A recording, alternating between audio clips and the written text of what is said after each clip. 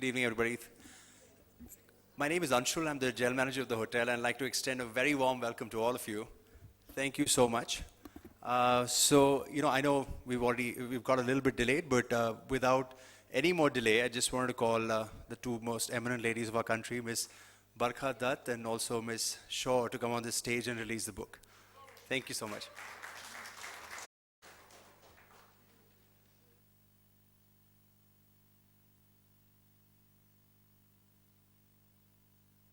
All of you for coming today. Before we get started, since there's so many old friends and so many people that one admires here, I just thought we could get the ball rolling by first releasing the book and having that out of the way so we can sort of talk informally. May I please call on stage Girish Kannad, Ram Guha, Shekhar Gupta and Air Chief Marshal Fali Major to also be part of the release of my book. Since you're here, your support means a lot. Many special friends in the audience, so thank you for being here. And can we please have the books on stage, please? And thank you to Kiran, of course. Please. And Shekhar, please, can you join us on stage? Shekhar, can we have you on stage, please? Come, we'll just... Can we have the books on stage, please? Yes. Please. Come. Okay, opening this is always a bit of a obstacle race, but please, I have a book.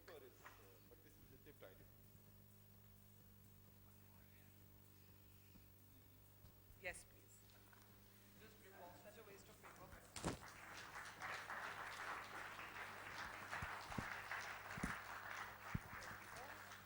Have you all got a book? Yes. Thank you so much. Thank you. Got our photograph? Yeah, okay. Thank you. Requesting all of you to take a seat. Thank you so much. Thank you. Thank you, Ram. Thanks, Shekhar. Can we have a mic for Kiran, please? A mic for Kiran on the stage. Yes. And then, of course, surrender myself to be on the other side. It's much easier to ask questions, much tougher to answer them. But I think as journalists, we have to open ourselves up to questions in the same way that we ask them of other people.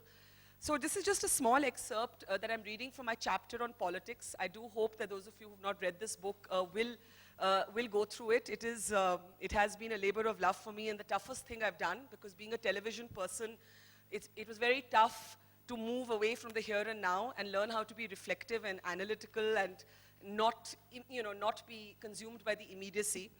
This is from my chapter on politics, and this is me looking at how the media and the Modi government get on or don't, and what our relationship is, and how mass media has actually changed the nature of politics, and I argue that it's Americanized it. And I'll just read a small passage, Kiran, and then I'm in your hands. To conclude this section on Narendra Modi, I'd like to describe his relationship with the media. He was instinctively suspicious of journalists, especially those he believed had been critical of him after the 2002 Gujarat riots. While he was chief minister, successive political victories had made him impervious to the comments of the media. The scale of his win in 2014 made him think that his office in Delhi would not need engagement with the press. He dispensed with the post of media advisor and stopped journalists from accompanying him on his aircraft when he traveled abroad. Most media people still hot-footed it on their own, shadowing his every move across the globe, but typically neither he nor any senior official in his government would even meet informally with the press corps on these trips. Unlike Manmohan Singh, who never gave interviews and faced the media officially at a press conference only 3 times in 10 years, Modi did give interviews when he became Prime Minister. However, these were only to journalists he did not dislike.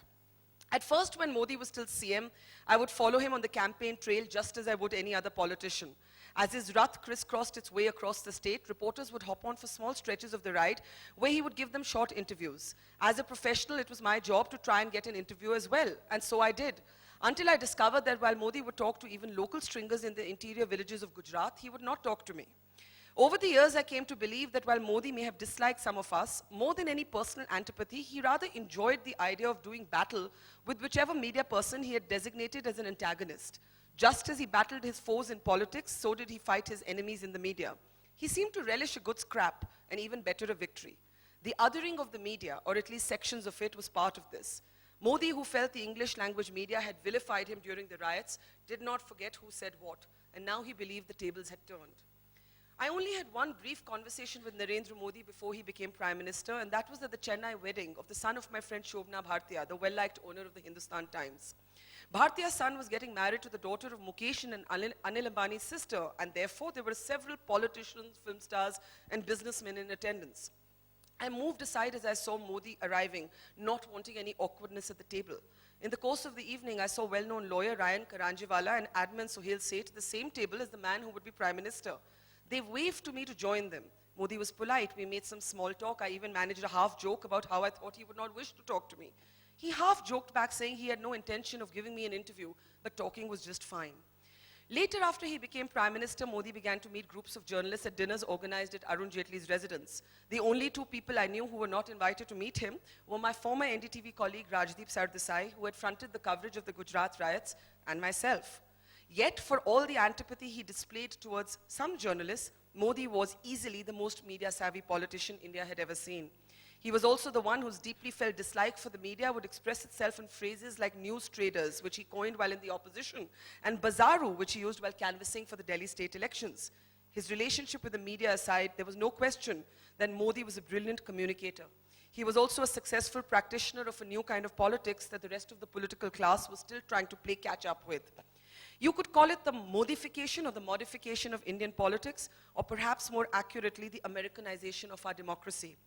Raymond Vickery, a former member of the Clinton administration, once told me that Narendra Modi was simultaneously the easiest and hardest kind of partner for the United States to deal with. Easiest because in some important ways, he is so American in his outlook, and the hardest for the very same reason. The show of strength for Modi at New York's Madison Square Garden, with repeat performances in Australia and Canada, was seen as an American-style statement of clout that several commentators compared to the atmosphere of a presidential nomination. And then I kind of go on to argue, and I'll just end with that Modi had in fact understood that India's new politics was a marketplace of ideas in which the leader is a branded product and the voter a perennial consumer. He heralded a new communications age where fiercely individualistic leaders seek a strong connection with the masses to reinforce the imprint of their own personality on the larger ecosystem.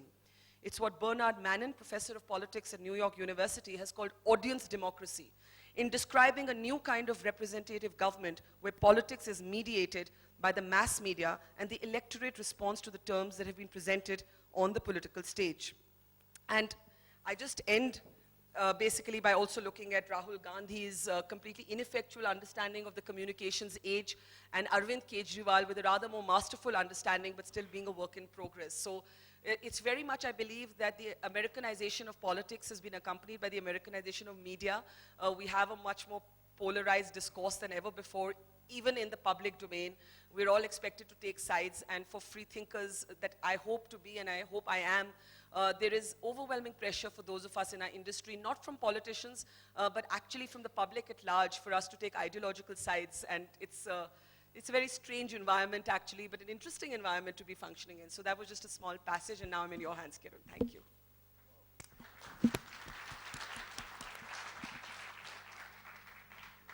So first and foremost, Barkha, apologies to the audience. I hate to use the cliched excuse of traffic getting in the way, but it did tonight. And I can tell you that the traffic police, head of traffic police, Mr. Salim, will vouch for that, because I kept ringing him up saying, I don't know what's happening to traffic tonight, but I've got to get to Oberoi Hotel and I don't know when I'm going to get there. But anyway, No, and he did help me a lot by trying to sort of ease up the traffic and pushing my car along and what kind of things. But anyway, apologies. But you need an odd even here. But to begin with, Barkha, congratulations. You know, I read your book and I can tell you I was riveted. It was a wonderfully written book, as vivaciously written as you always are. Thank you. So, ladies and gentlemen, I want to share with you a little truth. I was actually planning to, discuss the outline of my questions with Barkha, but because of all these traffic issues, I haven't. So this is actually a no-holds-bar, unrehearsed conversation with Barkha. That's just fine. It's almost like the buck stops here kind of discussion. So Barkha, I want to start by saying that, personally I've always admired you as the most daring and courageous journalist in our country. Thank you. And someone who's fearless, you know, someone who speaks her mind, and that's why I think I empathize with you a lot. Someone whose journalistic flair spans an enormous expanse of areas. You know, we just heard a very no-holds-barred approach to this whole area of how you deal with politicians, especially Modi. You know, you have covered topics like terrorism, war, even science, and much, much more. And you've done this admirably, and you've captured a lot of this in your book. Thank you. But I also learned from your book that your true inspiration was your late mother, Prabha Dutt, and who herself was a very gutsy journalist, you know, working at Hindustan Times. And I was myself very inspired by the kind of woman she was. Please share with us how she inspired you, because I know she passed away when you were only 13 years of age. So how did she inspire you?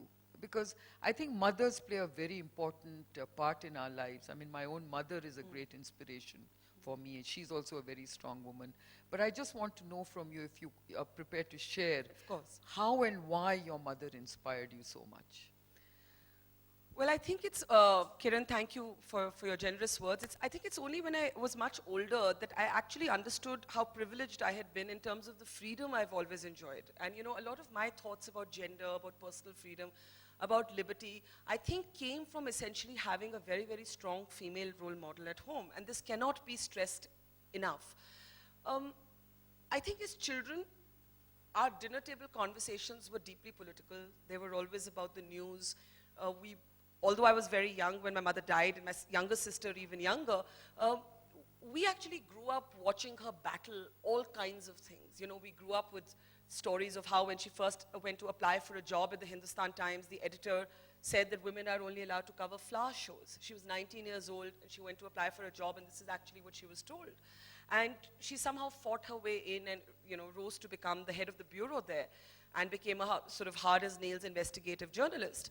But as children, our memories were actually of receiving threats. The phone would sometimes ring. Those days, there were no cell phones, so you would have the landline ringing, and people would mutter threats. Sometimes they would hang up without speaking. I remember there was an instance when, you know, strange men would show up at the door. This was, you know, and this was when she was uncovering a lot of scams, and she was, as I said, an investigative reporter. So the sense of threat that comes from speaking your mind was something we learned very early on. The other thing was that, you know, I guess my definitive story has been my frontline reporting of the Kargil war, and people just assumed that I was the first woman war correspondent, but actually that status belongs to my mother. And in 1965, when India and Pakistan had erupted into war, she asked the Hindustan Times if she could go and cover the war. And they said, absolutely not. There was no question of a woman being at the front. And she said, okay, in that case, may I take leave? Because I'd like to meet my parents who were living in Punjab. She went to the front on her own. She had a cousin in the army, and she basically, you know, ended up there solo, no cameras, no producers, no infrastructure to help her, started sending dispatches that the newspaper was then forced to publish. So I think that's a pretty extraordinary role model to grow up with, Kiran. And the third thing I think that I learned early on from her is that, you know, gender is never about victimhood, especially for women of privilege. And we are women of privilege. We've had it very easy because of our class and the cushioning of you know, the opportunities we've had. But I saw her also being attacked, criticized as a child. I have that memory. And I think I learned early on that while you must never let gender become an excuse for something you do wrong, and I'm sure all of us have made mistakes inadvertently or otherwise, you will be scrutinized in a different way from men. You will be deconstructed in a different way from men. You will be talked about in a different language from men. So though I was a teenager when she died, I think it remained an abiding influence. But above all, it was setting me free. I think my parents, in particular my mother, just set me free. And since then, I just take personal freedom for granted. So when I see other women struggle with it, I realize how lucky I've been. To sexual harassment. And I know that long before Nirbhaya, you covered a lot of these ugly gang rapes, these horrific gang rapes. I remember you mentioning Bhamri Devi's gang rape in Rajasthan, and how justice is still not available to them, and she and her husband who were ostracized from her village, and how she in her own way has been very courageous and brave, and how she has fought this whole stigma of being raped in her village. And I think, I think all of us feel very angry that justice in all these cases is so long drawn out. I mean, why can't we have speedy justice in this area? I also know that you had that famous panel discussion with Leslie Woodwin about, not generalizing everything that she reported in her documentary on the basis of her interviews with very select people, where she almost kind of painted a very unfair brush over the whole of India. But we also know that there are these problems in our society. And I just wanted to know from you, what is it that we as a society need to really think about? Because we can't get away from the fact that these are happening right here, both in urban and rural settings. But what is even more is that we all are helpless bystanders, because somehow justice is not, taking its due course. Somehow we are not able to even address things like sexual harassment, And actually, I may have a few questions to you about R.K. Pachauri and Terry when we talk about sexual harassment. The journalist in me, forgive me, Kiran, we'll come to that. Bhavri Devi, Bhavri Devi and Nirbhaya, as we call her, though I really would prefer to call her by her name, which is Jyoti, and I do so with her mother's permission, because recently I went to a rally to remember Nirbhaya, and I stood up and I said that the fact that in this country, as fitting an epithet as Nirbhaya, which means fearless, is, the fact that we cannot name somebody who's been raped speaks to the stigmatization around the victim rather than the perpetrator. And her mother actually took the mic from me and said, I wanted people to know that I want my daughter to be known by her name. And I understand that this is not easy for everybody, and the law says that you have to have the consent of either the survivor or the victim's family, but this is with her mother's consent. So Nirbhaya/Jyoti and Bhavri Devi in many ways bookend the 20 years of my reporting career. When I was very young and I had just joined NDTV, I was sent off to Rajasthan to report the gang rape of Bhavri Devi. She was, for those of you who don't know, so-called lower caste woman who was gang raped by a group of upper caste men. And why was she gang raped? Because she objected to the child marriage of a 1-year-old in the village.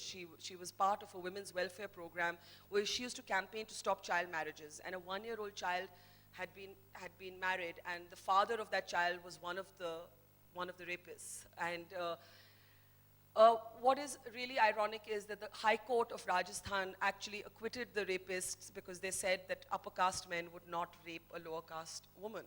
And would you believe that 22 years later, while the whole country did galvanize itself for Nirbhaya or Jyoti, there has been no such mass galvanization for Bhavri Devi, who 22 years later has not got justice because her case is still dragging in the court. And to me, what's really ironic is that Bhavri Devi actually gave India the first sexual harassment guidelines. They're called the Vishakha guidelines.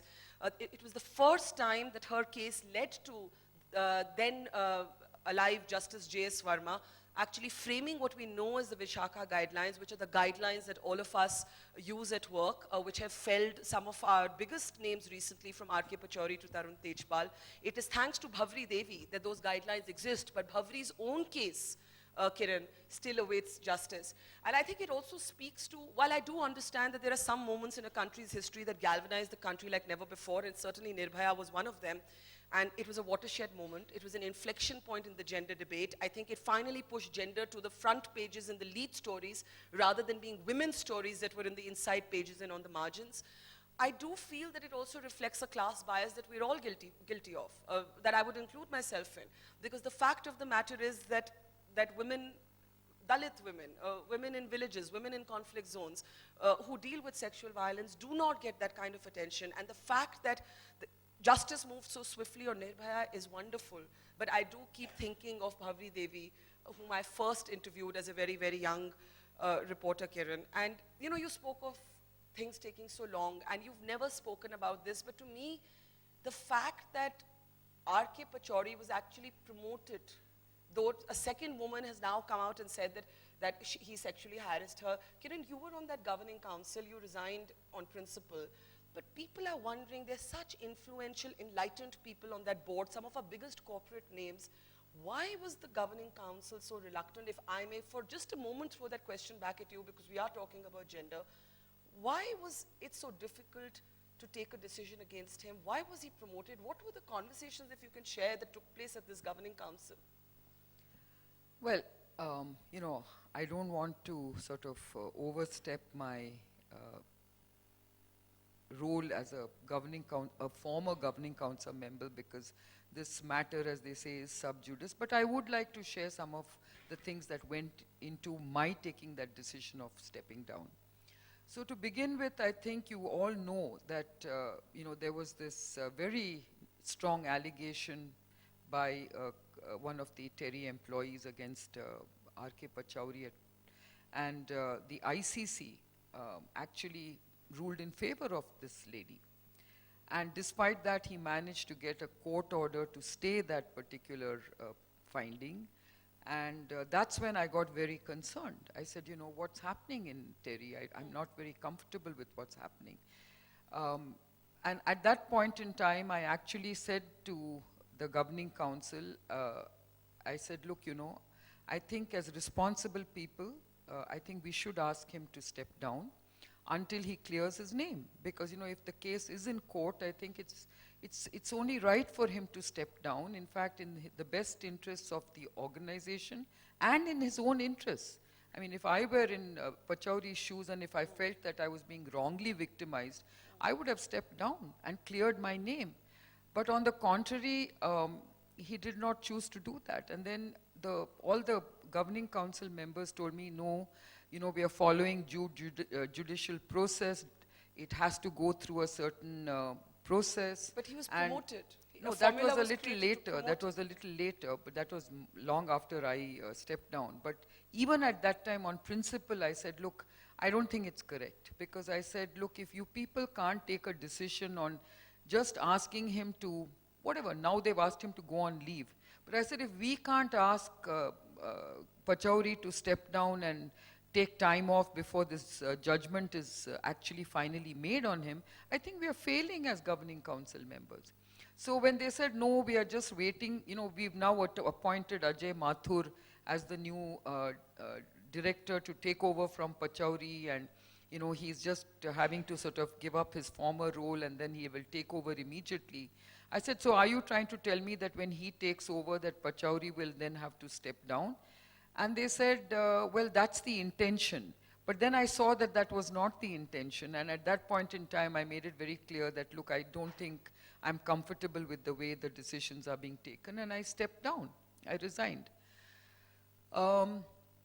What really I fail to understand is why the governing council have not only promoted him to vice chairman's position, but I'm very concerned about the way Dr. Pachauri has been allowed to basically, deal with Terry, enter Terry, represent Terry. I think it is a big question, a serious question for me as a former governing council member. Are you disappointed? I'm very disappointed because I really feel that today it's taken a very ugly turn. I mean, why did it have to take people to protest and other, people to come to the fore saying that they've also experienced the same sexual harassment? And, I was watching a TV debate which was quite interesting. They said, these are people who are Pachauri's buddies. And he, according to Aryama Sundaram, who actually made this statement, he said there are 4 phases of the so-called enlightened elite. They first support people like Pachauri, then they remain silent, then they will alienate him and finally condemn him. He said we are at this phase of silence which will now turn to alienation, and they've asked him to go on leave. Now you wait. I mean, this is what he said. But you must have had conversations with some of these people. Many of them are captains of industry. They're very well-known names. How would they explain the reluctance to take action? And, to me, it just exemplifies how difficult it is, Kiran, for any woman to actually speak up and break the conspiracy of silence. So, I have had, conversations with all the governing council members, and, I don't think it's right of me to really basically talk about what they said. But some of them actually said to me, Kiran, you're only looking at it from your point of view. You're only looking at it from one point of view. Let me tell you, we've also had many other people within the organization giving a different representation of facts. So who do we believe? I said, that's not the point. I'm not even standing in judgment. I'm just standing on principle. Now, I stood on principle. Others felt that they should give it a fair, opportunity for both sides to represent. But I just felt that we really basically made a mess of things. I think Terry has, in the process, got a bad name.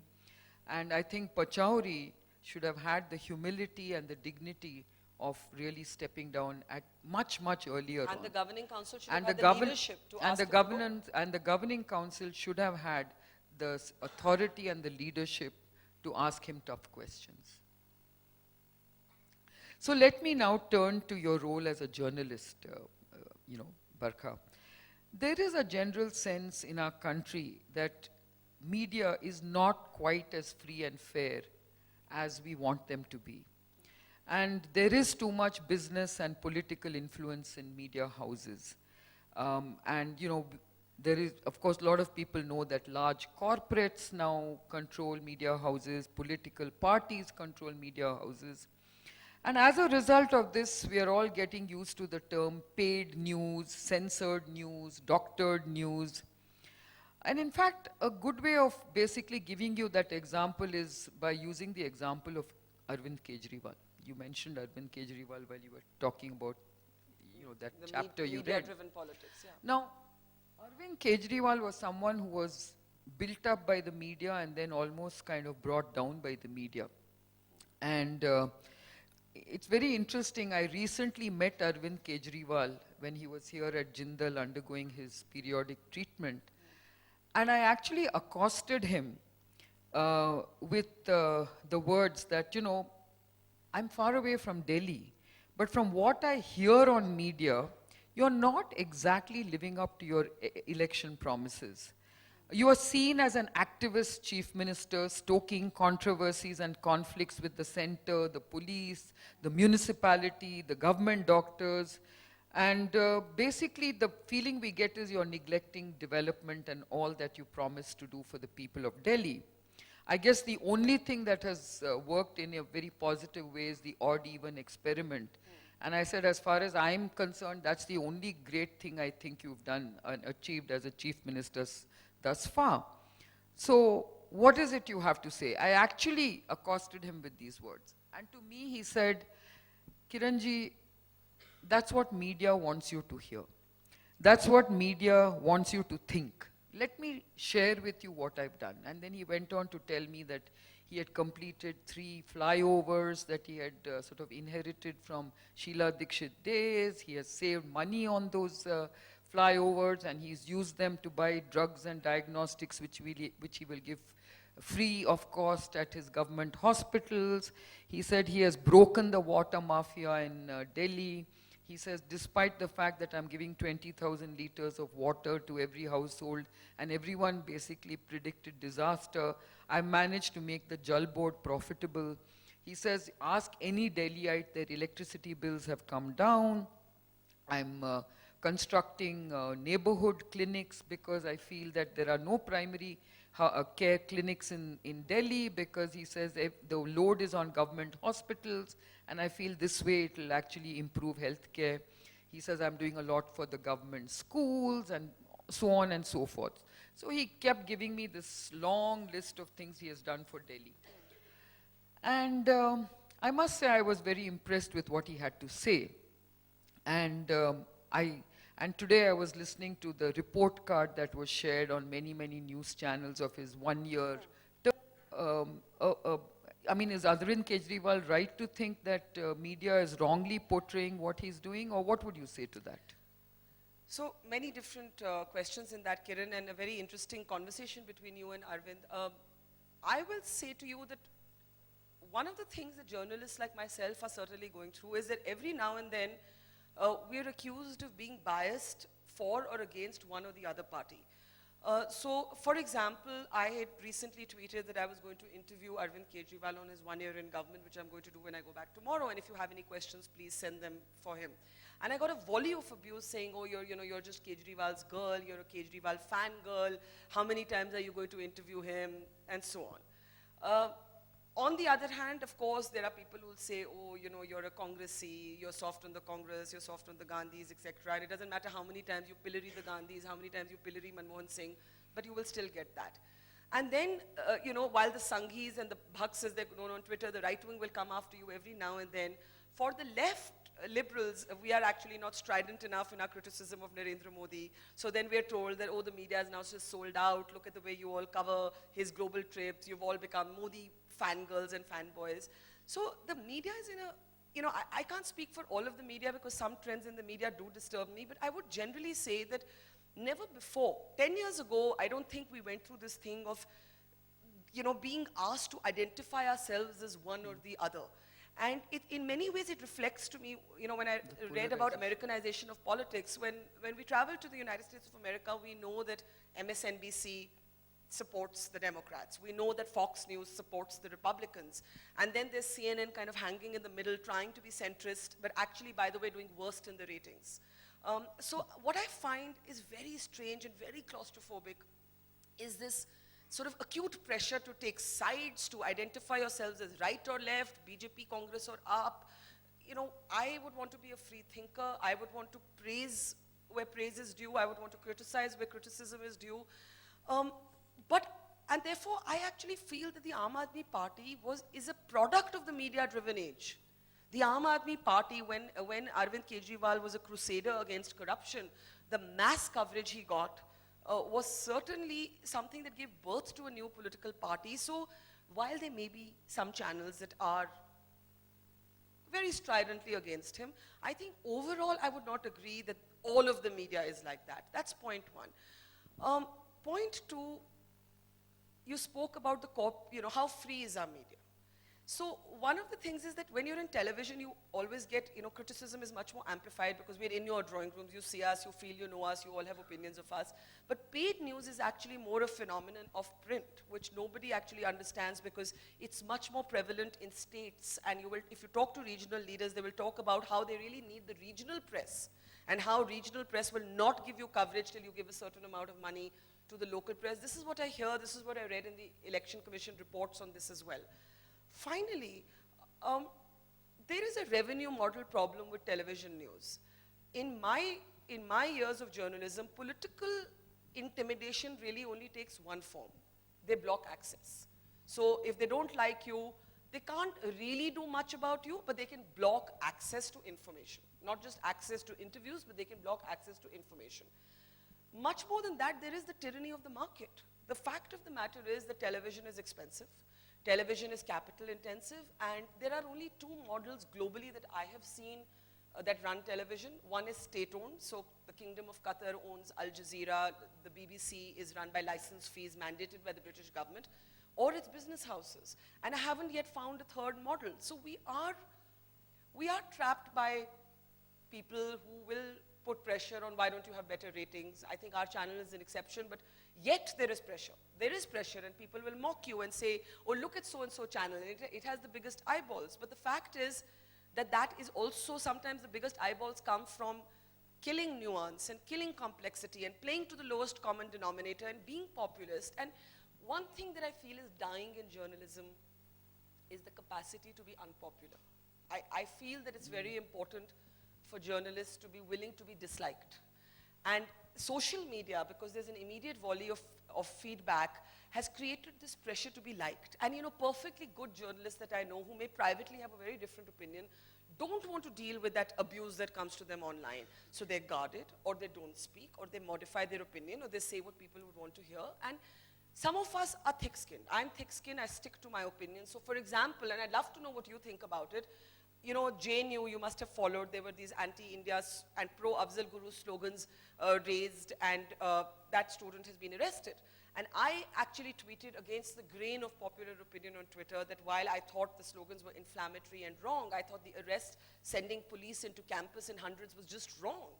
And I've again, you know, there's this volley of abuse, and you're called anti-national, and I mean, I'm a big Indian sentimentalist. I don't have the left's notion of rejecting the nation state. I'm a proud Indian.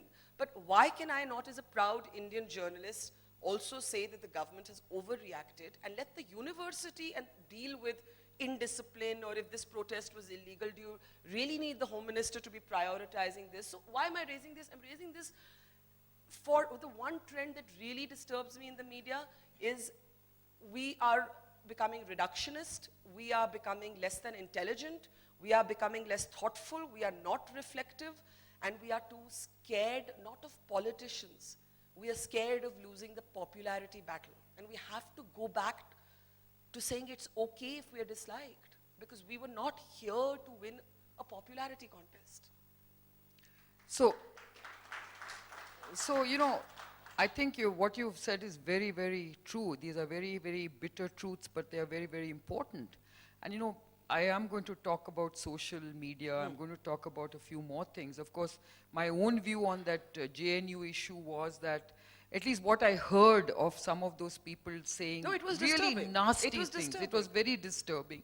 And I think it was very, very anti-national. So to that extent, I think when students, I mean, it's about, you know, you're welcome to criticize the government, but you should not be taking such an anti-national stand. I think, you know, there should be a differentiation between voicing your opinion against issues and matters and you know, talking about injustices. No, I saw the video. But I It think was disturbing. It was very But disturbing. could it not have been left to the university? Yeah, to but handle maybe, you know, Barkha, it's come to a point that you're damned if you do and if you're damned if you don't. Because I think today young people also can sort of go, you know, with all the kind of things that are happening with ISIS and what have you, you know, who knows what the government thinks about. So I think from that point of view, you know, maybe it was an extreme step, but I also believe these people do need to be told that there is a limit to which you can basically comment and criticize anything and everything. But when you start becoming so rabidly anti-national, then you also have to, you know, pay the price of doing that. You know, to that extent, I feel that how they dealt with it is another matter of discussion. But I think there has to be some checks and balances in terms of these kind of issues. But coming to another thing, you know, I wanted to ask you today, I'm also very concerned that there is more opinion-led and hearsay-led journalism rather than evidence-led journalism or data-based journalism. And don't you think that this is a huge lacuna in our system? Because the moment you basically start reporting based on hearsay, based on your own opinion, Give me an example of a story you believe was driven by hearsay. many, many stories. I know that in our own space of science and technology, especially in biotechnology, a lot of opinions and hearsay make for very, very big stories and big reports. And when you actually sort of scratch the surface, you know that none of it is true. It's all hearsay. But what I'm saying is, in general, and you know, I don't think you should apply it to yourself, but in general, I find that young journalists don't spend enough time researching a particular issue, which could have a very big ramification, because people believe media in many, many ways. So how do we sort of basically correct that? You know, is there something that... You know, I don't disagree with you. I sometimes say that if I were a student today and I looked at the television networks, would I still want to be a journalist? And I'm not so sure I would, because what is it that you see? You see 10 talking heads, you see a dialectics of artificial confrontation. You know, Noam Chomsky, the great leftist thinker, had a famous slogan called manufacturing consent. But I think when you apply it to the media today, it's about manufacturing dissent. You know, it's just completely reversed. And so when television panels are arranged, you actually deliberately pick extreme voices who will shout at each other. News has become theater. So I'm very disturbed, but it's also disturbing that when some of us choose to be otherwise, we're looked at as fuddy-duddy, we're looked at as old world, we're looked at as boring. I think I'm of now the generation that would be described as boring because I don't shout on television. But these are real things that we're grappling with because, even people who don't like the shouting and screaming on TV watch it. Maybe it's entertaining, maybe it's morbid fascination, I don't know what it is. Maybe it's more lively. Maybe technology, Kiran, has created an existential crisis for us. And I'll tell you why it's more opinion-driven today. Because none of you watch the 9 o'clock news anymore for the news. You already know the news. You've got it on your smartphones, you've seen it on the ticker tape, you know it, right? So you're coming for something else. Now that something else ideally should have been analysis, deep research, intelligent conversation. Unfortunately, it's become entertainment. And the other thing that's happened to media is the demise of the editor. I grew up as a journalist, a daughter, Shekhar's here, right here. We've grown up knowing some great editors.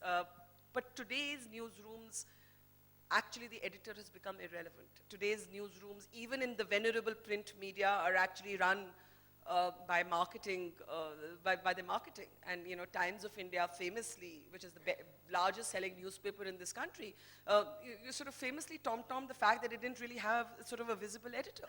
And this is a trend we've now seen in newspapers. Television, we're young. I have been an editor, but the fact is I have learned on the job. I haven't had that much experience in actually leading a newsroom. So the death of the editor, the changing nature of technology that gives you news already, so you don't come to watch it, the race for ratings, the absence of a revenue model that works, and digital media disrupting television in the same way that television disrupted print. Television in particular, we are at a point where I feel there's a huge backlash coming against us. And we may be on the top of our game here, but people are losing their respect for television journalism, and it's something we should pay very close attention to. So, in that same light, I just wanted to basically touch upon a very important thing that you've talked about, technology. I know you got a lot of flack for the 26/11 coverage, because I think everyone said that, media actually were feeding information to the terrorists and to the handlers of the terrorists, and you were interfering with the intelligence process. And on the other hand, you were saying, look, we were actually giving real-time news to the families, the anxious families who are wondering what's happening to their loved ones, all holed up in hotels and other parts of the city. And of course, as you know, the sort of common practice around the world these days is whenever there is a terrorist event, then basically there is a bit of a cordoning off of media till intelligence does its job, and then they basically share with you certain media briefs and what have you. But then it's ironical because, with technology today, everyone's tweeting about what's happening. And as you very rightly said, we have two worlds, the fuddy-duddy world who really don't know what technology is doing and how it's disrupting the whole media and reporting space, and the new world which says, okay, let them think that they're doing their job, but we know how to get out of this and how to, do things in a very different way.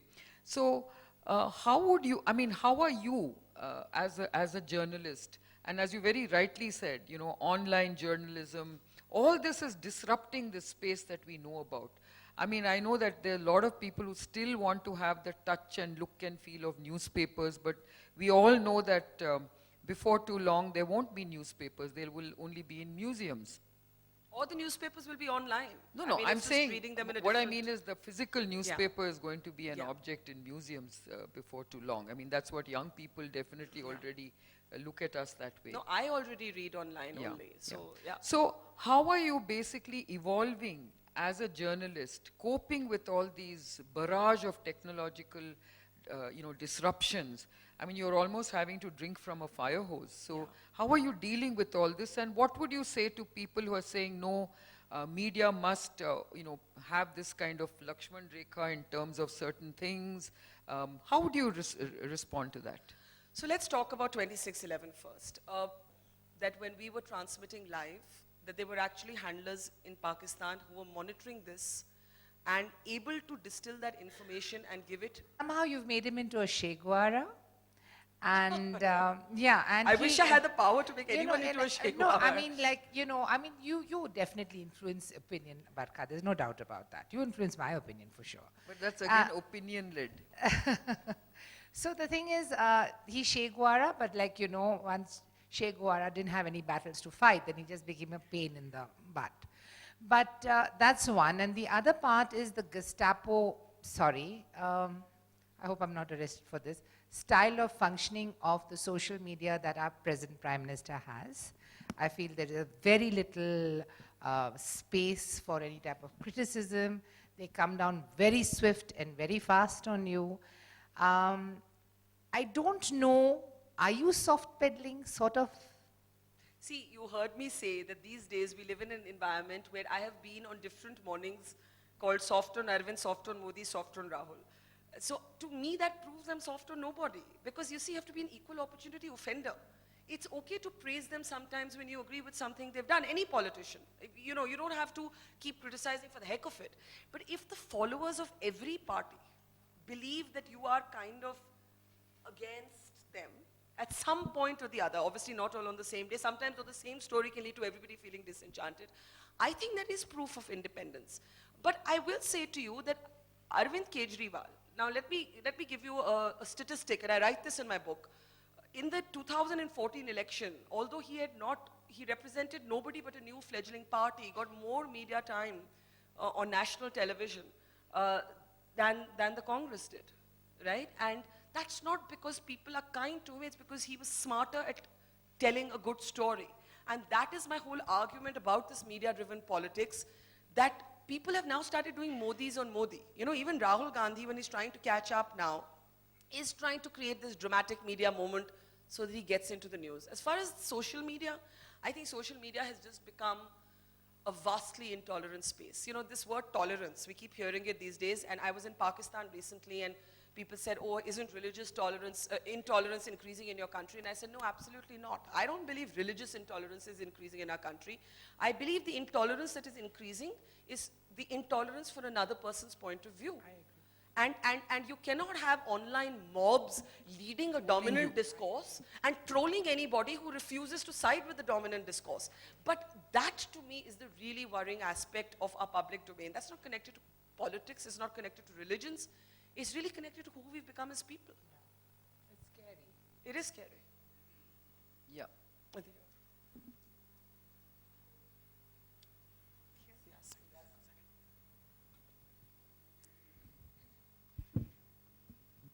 I was just thinking, in a country like India, which has probably not thousands, but millions of stories around every corner, it amazes me because I watch the news diligently every day, and in 5 minutes my husband says, why are you watching the same stories?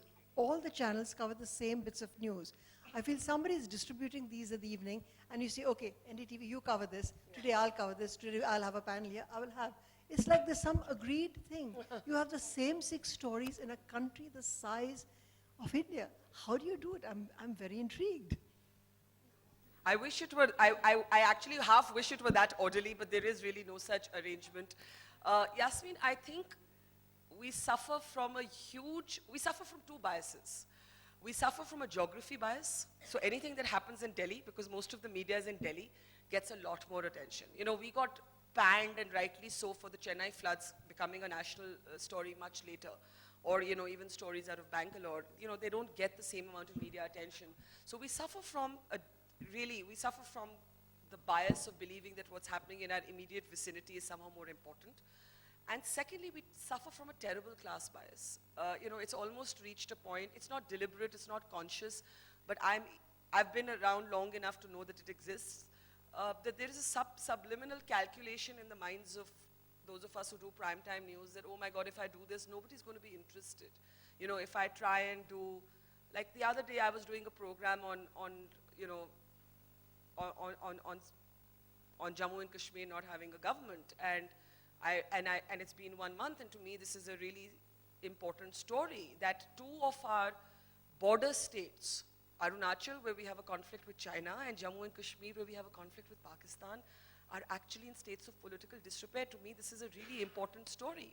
And my my team said to me, who's going to watch this? Because there was something else that was happening that was much more controversial. I still went ahead and did it. I did it. But I did it knowing that in some imagined ratings game, I have already been declared the loser. So this calculation of trying to say that our viewers won't be interested, and instead of expanding the horizons of our viewers, trying to actually cater to what we imagine they'd want to watch, we've become formulaic. And I'm honest enough to say that looking at television today, if I was 16 years old today, I would not want to be a television journalist. I became a journalist to go out there and experience adventure and passion and curiosity. And I sometimes wish I weren't bound by a daily program, because then I could go back to doing what I love best. So I understand how you feel, and this is the only way I can explain it. Sudhakar.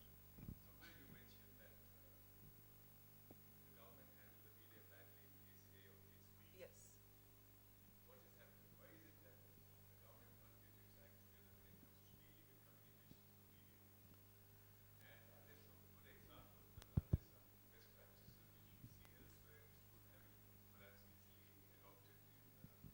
India, in some of the states, I mean, you've been in government. You would know more than me that there are too many people handling the same thing.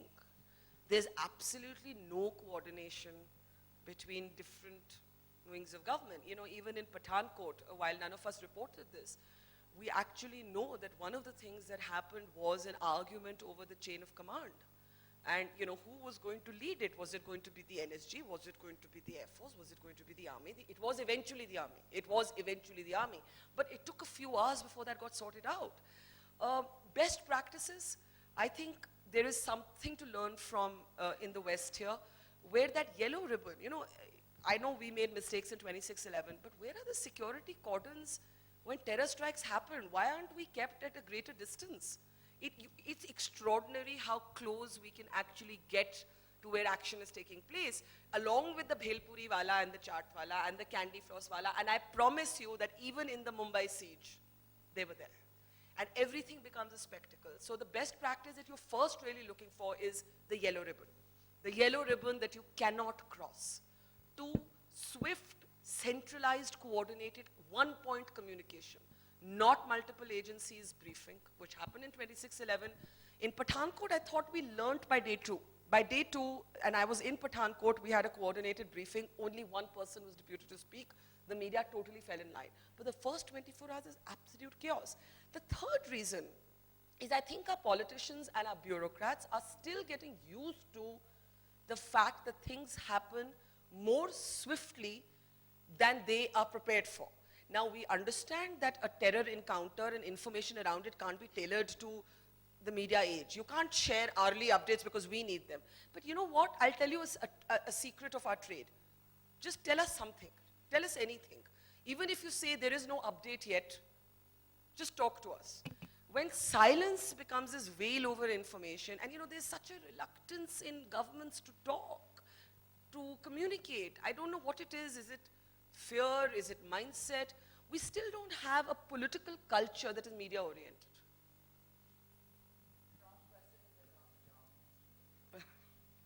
Yeah. I think there was a... Yeah. Hi, my name is Joy. You were saying that you saw yourself as a reporter, basically as a reporter. Yes. So from Kargil to, say, Pathankot, how do you think you've evolved as a reporter? Has television allowed you to, does it allow you to really change as a reporter? Does it give you that space to work in? And the second thing is, I guess a lot of your reporting is more or less parachute reporting, because you can only go on the day of the event Yeah, or something. sure. So does your celebrity then take over the style of your reporting, or what you can see, what you can report on? Have I evolved over the last 2 decades? I think I have. I think I was much more impressionable when I was younger. I was much swifter to conclusion. I was much more emotional. I took criticism much more personally. You know, you become calmer and more grown up about all of these things. Does television allow for you to grow? I think so. The criticism of parachute journalism is fair to a point, because obviously I'm not an expert at everything. So it's not that I understand everything about a tsunami and I understand everything about the history of a state and I understand everything about the military. But I think what I've done for myself is build some core expertise areas. So there are things that I only know about as much as you do. And there I'm a parachute journalist. But if you ask me anything about Kashmir, I will know it, everything from 1947 to now. If you ask me something on India, Pakistan, I'll know everything. If you ask me about electoral politics, I will know a reasonable bit. So all you can do is develop some core competence. As for celebrity taking over, you know, you'd be amazed. You may think this word, I hate the word, and I never think of myself as anything like that, but you'd be amazed that actually being known is not an advantage, it's a disadvantage. When people recognize you, they first clam up. They don't talk to you as easily as they talk to a younger. It's tougher. They scrutinize every sentence, every comma, every breath you take literally. You know, I'm sometimes claustrophobic at how closely I'm deconstructed. And sometimes I want to say, you know, but there were 100 other people there, but you're only focusing on me. And I can promise you it's not an advantage. It really is not an advantage. It gets in the way. It does So get in the way. One last final question. I think here. The mic. You know, the news today, when we watch Just hold it as like you this. said, it's largely panels of people who are, and heads that we see. And I'm quite sure as a journalist, when the panel is being put together, you also have the opportunity to speak to each of those people individually. But how often do you come back from the viewer point of view and understand what we are seeing? We see 6 people who are doing mudslinging matches. We can't hear a word what anyone really wants to say. And no point of view really comes across clearly. So when we watch the news, we have my 20-year-old who says, "What in heaven's name are you watching, Mom? Wouldn't you rather just read about it?" Yeah. And I'm quite sure you've seen this and you've heard this view often enough, but do the journalists, and I'm not saying this to you in general, I'm speaking to journalists as such, do you ever think that you need to reduce that or control it so that we can follow what's happening rather than just hearing mudslanging and one person talking over the other almost constantly? You know, I agree with you, and one of the things we've tried to do is to actually reduce the number of people we call at a time. So I, for example, now take the show out into the field whenever I can. I do a lot more interviews, one-on-one interviews, because I just feel they're a little more in-depth. They allow you to dive deeper. But what really troubles me is that, I don't know if this is true, but that all of you would still probably watch the shouting. Maybe you'd watch it for laughs on another channel, you know. I mean, I think, I have no hesitation in taking names. I give full credit to a Times Now or an Arnab Goswami for his success, but that's not a journalism I relate to. That's not a kind of journalism I relate to. I find it hysterical. I find it, you know, extremely judgmental. And yet, you know, when people quote back programs, they'll quote something from his program, and they'll quote somebody who shouted, or, you know, Arnab really shouted at this person. So I'm like, okay, that means you watched him, right? But there was I being all polite and complex and trying to have read 10 books, but you didn't watch me. And therefore, I throw this question back at you, that is it that all of you are so saturated with information that you're now going to the channel that's entertaining you and you're no longer interested in news? Are we actually in an age of hyper-information just bored of the news? And in that case, have some channels been smarter in converting it into a circus while the rest of us plod on? It's an existential question. Barkha, that was just a very, very engaging conversation Thank that you, I Kiran. had with you. I'm sure everyone enjoyed all your comments. Please Thank you give so her much. a big hand. Thank you so much. You've done us very, very proud, Barkha. Thank And maybe finally, I'd just like to ask you a question. How did I do as a journalist? Do you think- I would say we could swap roles, but I can't do your job, but you can certainly do mine. No, that's not No, true. fantastically, Kiran. Maybe we can give you a program. So anyway, thank you so much for giving me this opportunity, Thank you. because you know, it's always fun talking to you. I really have long discussions with Barkha because she's one person who really, really takes a lot of interest in understanding what we are trying to convey. And this was, of course, an added bonus for me to actually do this at your book launch. But I think every one of you, I'm sure, is going to Thank you.